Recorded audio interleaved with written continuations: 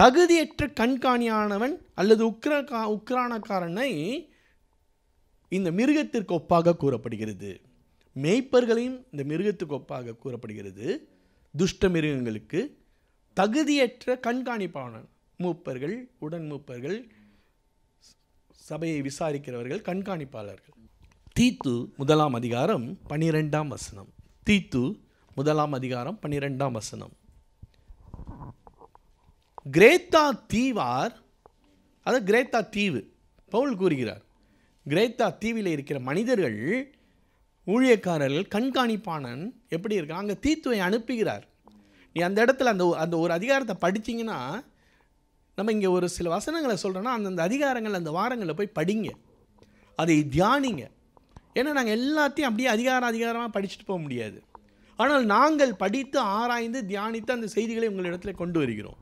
அப்போ நான் தீத்து 1 அதிகாரம்னு சொன்னால் 1 இடத்தை நீங்கள் ஃபுல்லாக படிக்கணும். நான் குறிப்பாக அதில் ஒரு சில வார்த்தைகளை சொல்லுகிறேன். எசேக்கியேல் 14 அதிகாரம் சொன்னால் 14 அதிகாரத்தை முழுசாக வாசிக்கணும். 34 அதிகாரம் சொன்னால் 34 அதிகாரத்தை நீங்கள் வாசித்து பார்க்க வேண்டும். இப்படியாக நீங்கள் உட்கார்ந்து இன்னுமாய் தியானிக்கும் போது ஆவியானவர் உங்களோடு இடைப்படுவார். அப்போ இங்கே பவுல் சொல்கிறார் பாருங்க, கிரேத்தா தீவார் ஓயா பொய்யர், துஷ்ட மிருகங்கள். என்ன பண்ணுறாரு, சாட்சி கொடுக்குற இவங்க தான் துஷ்ட மிருகங்கள். அந்த ஒரு குறிப்பிட்ட தீவில் இருக்கிற கண்காணிப்பாளரை குறித்து, ஜனங்களை குறித்து சொல்லலை, பெருவயிற்று சோம்பேறிகள் என்று அவர்களில் ஒருவனாகிய அவர்கள் தீர்க்கதரிசியானவனே சொல்லி இருக்கிறான். அவங்களுடைய குணாதிசயங்களை பாருங்கள். அப்போ துஷ்ட மிருகன்னு சொன்னால் கர்த்தர் சொல்கிறதெல்லாம் யாரை தெரியுமா, என் ஜனங்கள் தான் துஷ்ட மிருகங்கள்னு. பாவிகள் இன்னும் அறியாமையில் இருக்கிறான். அவன் அறியாமல் இருக்கும்போது தேவன் காணாதவராய் இருக்கிறார். அறிந்த பிறகு இப்படிப்பட்ட பாவங்களை செய்கிறவர்கள் எல்லாம் அவர்கள் வெறும் மூப்பர்கள், வெறும் ஊழியக்காரர்கள், மேய்ப்பர்கள், அவர் கண்காணிப்பாளர் மாத்திரம் சொல்லல, இந்த குணாதிசயங்கள் உடையவர்கள் எல்லாமே துஷ்ட மிருகங்கள் உடையவர்கள். கர்த்தரால் தெரிந்து கொள்ளப்பட்ட குறிப்பிட்ட ஜனங்களிலே இப்படிப்பட்ட குணங்கள் இருக்குமே ஆனால் அவர்கள் எல்லாம் துஷ்ட மிருகங்கள். அவர்கள் என்ன பண்ணுகிறார்களாம், வஞ்சனையாய் நடத்தி மற்ற ஆத்துமாக்களை அழிக்கிறார்கள். பிசாசின் தந்திரங்கள் இன்னைக்கு நம்ம கண்ணுக்கு தெரிஞ்சு இன்னைக்கு வெள்ளத்திலையும் கொள்ளை நோயிலையும் வியாதியிலையும் விபத்திலையும் அழிந்து போகிறவர்களை தான் பார்க்கிறோம். ஆனால் இன்று ஒரு சிலரால் எத்தனை ஆத்துமாக்கள் பாவத்திலே அழிந்து கொண்டிருக்கிறது. இன்று ஒரு சிலரை மற்றவர்கள் பின்பற்றும் போது அவர்களுடைய குணாதிசயங்கள் அவர்களிடத்தில் காணப்பட்டு அவர்களும் பாவம் செய்வது நிமித்தம் அவர்களும் அழிந்து கொண்டு இருக்கிறார்கள். 4ஆம் முத்திரை நடக்கிற காரியங்கள் யாவும் இப்பொழுது நடந்து கொண்டிருக்கிறது. தீத்து 1 அதிகாரம் 10, 11, 16 வசனத்தை வாசிப்போம். அநேகர் விசேஷமாய் விருத்த சேதனம் உள்ளவர்கள். பாருங்க யாரை சொல்றாருன்னு, இந்த கிரேத்தா தீவார்கள் சொல்லிட்டு அங்கே போய் அவன் குடிகாரன், அவன் விபச்சாரக்காரன், வேசிக்காரன் அப்படின்னு அவர்களை பற்றி பேசல. அவர்கள் யாராம், விருத்த சேதனம் உள்ளவர்கள், அடங்காதவர்களும் வீண் பேச்சுக்காரரும் மனதை மயக்குகிறவர்களுமாய் இருக்கிறார்கள். யாரு யார் இப்படிப்பட்டவங்களா இருக்காங்களா?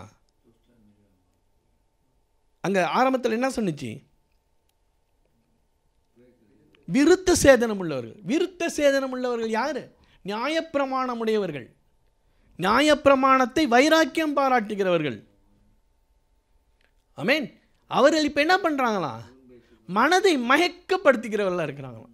இந்த மயக்கப்படுத்தி மற்றவர்களை வஞ்சித்து கர்த்தருடைய சித்தத்தை செய்யவிடாதபடி அவர்களுடைய மற்றவருடைய ஆத்மா அழிந்து போகும்படி செயல்படுகிறவர்கள். இவர்கள் எல்லாம் துஷ்ட மிருகங்கள். கர்த்தர் பாவிகளை குறித்து அது எல்லாருக்கும் தெரியும். அவன் கர்த்தருடைய வார்த்தையை கேட்கலன்னா அவனுடைய கதை வேற, அதை பற்றி நம்ம பேச வேண்டிய அவசியமே இல்லை. இன்னைக்கு சத்தியத்தை அறிந்த நம்ம தான் மிகுந்த எச்சரிப்போடு இருக்க வேண்டும். நம் நிமித்தம் மற்ற எந்த ஆத்மாக்களும் அழிந்து போகக்கூடாது. அப்படி அழிந்து போனால் நாமும் துஷ்ட மிருகங்களிலே ஒன்றாக இருக்கிறோம். இல்லை அந்த மிருகங்கள் அழிந்து போவதை கண்டும் காணாமலும் இருக்கிறோமா, நாமும் துஷ்ட மிருகங்களாக இருக்கிறோம். எனவே இது ஒரு மேய்ப்பருக்கோ ஒரு கண்காணிப்பாளருக்கோ சொல்லி இருந்தாலும் நம்ம அங்கங்கே எல்லாத்தையும் போட்டுக்கணும். ஆமென். அப்போ பாருங்க, அவர்கள் அடங்காதவர்களும் வீண் பேச்சுக்காரரும் மனதை மயக்கிறவர்களுமாய் இருக்கிறார்கள். 11ஆம் வசனம், அவருடைய வாயை அடக்க வேண்டும். அவர்கள் இழிவான ஆதாயத்துக்காக தகாதவைகளை உபதேசித்து முழு குடும்பங்களை கவிழ்த்து போடுகிறார்கள். என்ன ஆயிடுச்சு? அந்த முழு ஆத்மாவும் செத்து போச்சு. இன்னைக்கு சபையை வைத்து கொண்டு இதெல்லாம் யார் எப்படி தெளிவாக ஆண்டவருக்கு பயந்து அங்கே ஒரு ஊழியம் போதிக்கிறோம் அப்படின்னு சொன்னால் அப்படியே உள்ளதை உள்ளபடி நம்மை நாமே ஆராய்ந்து பார்த்து நாம் எந்த மாயமளவும் இல்லாமல், அப்போ ஆண்டவர் நம்மளோட ஏன் போய் இடைப்படுகிறார்? ஒரு சிறிய ஜனமாக இருந்தாலும் நீங்கள் எச்சரிக்கையாக இருக்க வேண்டும். நீங்களும் நானும் வஞ்சிக்கப்படக்கூடாது, மற்றவர்களும் வஞ்சிக்கப்பட விடக்கூடாது. இனியும் அந்த ஆத்துமாக்களை அழிந்து போக விடக்கூடாது. அல்லேலூயா. பாருங்க 16ஆம் வசனம், அவர்கள் தேவனை அறிந்திருக்கிறோம் என்று அறிக்கை பண்ணுகிறார்கள். எல்லாமே ஆண்டவர் தேவனை அறிந்தவர்களை பற்றி தான் பேசுகிறார். தேவனை அறிந்திருக்கிறோம் என்று அறிக்கை பண்ணுகிறார்கள், கிரியைகளிலோ அவரை மறுதலிக்கிறார்கள். அவர்கள் அருவருக்கப்பட்ட தக்கவர்களும் கீழ்ப்படியாதவர்களும் எந்த நற்கிரியும் செய்ய ஆகாதவர்களுமாய் இருக்கிறார்கள். அப்போ அருவருக்கத்தக்கவர்கள், அருவருப்பான காரியங்களை செய்கிறவர்கள், ஆமென், இவங்களாம் தான் துஷ்ட மிருகங்கள். பாவிகள் அவங்களும் அருவருப்பானவர்கள் தான். பேசித்தனம் பண்ணுகிறவர்கள், விபச்சாரம் பண்ணுகிறவர்கள், விக்கிரகம் எல்லாமே அருவருப்பானவர்கள் தான். அதிலும் அவங்க இடத்துல இப்போ நம்ம தான் பிரிஞ்சு வந்துட்டோம்ல. இன்றைக்கி எல்லாமே இந்த அருவருப்பு மாயையாய் தானே நடந்து கொண்டு இருக்கிறது. ஆமென். சரி, அந்த அருவருக்கத்தக்கப்பட்டவர்கள். அப்போ அந்த அருவருப்பு என்ற கர்த்தர் எதை சொல்லுகிறார்? அருவருக்கு ஒரு இடத்துல ஒரு அருவருப்பத்தக்கதான காரியம் என்ன? மிக மிக முக்கியமாக கவனித்து கொண்டே வாருங்கள். ஒவ்வொரு வார்த்தையும் நீங்கள் கவனிக்கணும்.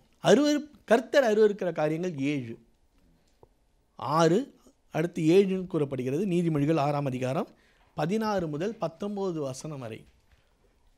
இப்போ இந்த காரியங்களை செய்கிறவர்கள்லாம் கர்த்தருக்கு அருவருப்பானவர்கள், கர்த்தரால் துஷ்ட மிருகங்கள் என்று கூறப்படுகிறதற்கு சமானமானவர்கள். இந்த 6 காரியங்கள், இந்த 7 காரியங்கள் ஒரு நாளும் ஒருபொழுதும் நம்மிடத்தில் காணப்படக்கூடாது. நீதிமொழிகள் 6ஆம் அதிகாரம் 16 முதல் 19 வசனம். 6 காரியங்களை கர்த்தர் வெறுக்கிறார், 7 அவருக்கு அருவருப்பானவைகள். அப்போ அருவருக்கத்தக்கவர்கள் அவர்கள் தான் துஷ்ட மிருகங்கள். அவர்களிடத்தில் காணப்படுகிற அருவருப்பான காரியங்கள் என்ன என்று கர்த்தர் கூறுகிறார். அவையாவன 17ஆம் வசனம், மேட்டிமையான கண்,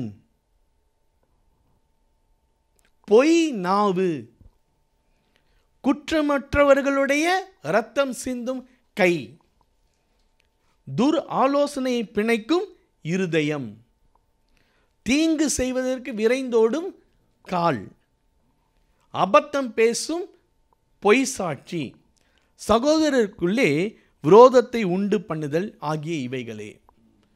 இங்கே தெளிவாக முதலாவதாக மேட்டிமையான கண்ணை குறித்து கூறப்படுகிறது.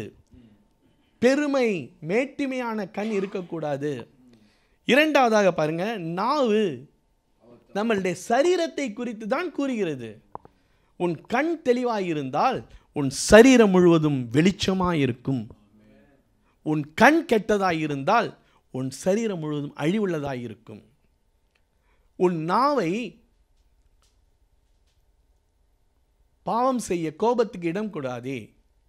இந்த நாவினால், வாயினால் நாம் பாவம் செய்யும்போது அது சரீரம் முழுவதையும் அழித்து போடுகிறது. ஆமென். அப்போ பாருங்க, கண் அங்கே கூறப்படுகிறது முதலாவதாக. அடுத்ததாக பொய் நாவு, வாய், நாவு. மூன்றாவதாக கை, நம்முடைய சரீரம், மாம்ச சரீரத்தை குறிக்கிறது.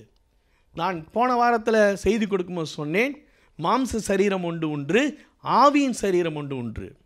அப்போது இந்த மாம்ச சரீரம் பாவம் செய்யும்போது ஆவியின் சரீரமும் பாவம் செய்கிறது.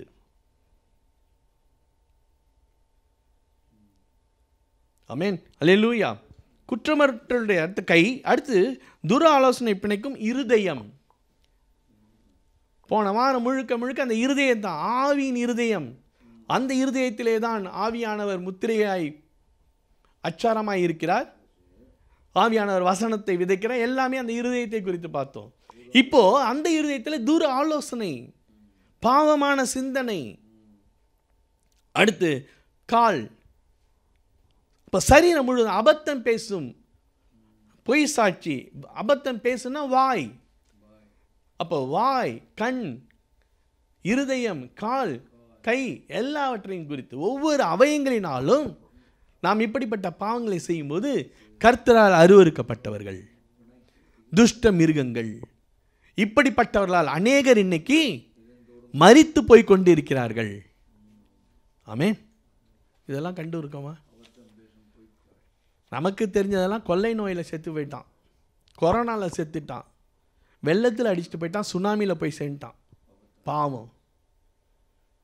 ஆனால் கண்ணுக்கு தெரியாமல் ஒரு சில மனிதர்களால், கர்த்தரால் தெரிந்து கொள்ளப்பட்ட மனிதர்களால், கர்த்தரால் தெரிந்து கொள்ளப்பட்ட ஜனங்கள் அழிந்து போய் கொண்டிருக்கிறார்கள். கால் பங்கு. எத்தனை பயங்கரமான காரியங்கள். இதை உணர்ந்திருக்கிறோமா? ஆனாலும் கர்த்தர் நல்லவர், எச்சரிக்கிறார். நாமும் அப்படி இருக்கக்கூடாது.